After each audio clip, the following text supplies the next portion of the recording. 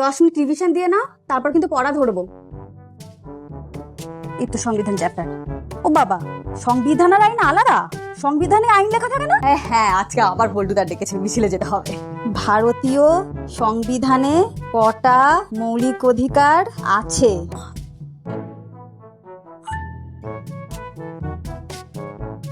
এই তোমরা পড়ছো তো? পড়া ধরবো কিন্তু। এই কি হচ্ছে ওটা?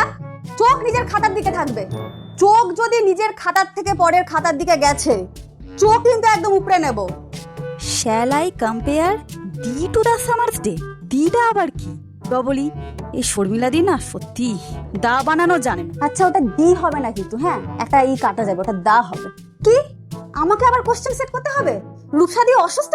ঐতিহাসিক বস্তুবাদ না, বড্ড কঠিন। ওই সোমনাথ বলে ছেলেটা আছে পাকা, নিজেকে বেশি ইন্টেলেকচুয়াল প্রমাণ করার জন্য এসব কঠিন কঠিন উত্তরগুলোই লিখলে আবার আমি কিছুই বুঝবো না। তার চেয়ে বরং উদারনীতিবাদটাই দিই, এটা তাও একটু বুঝতে পারি।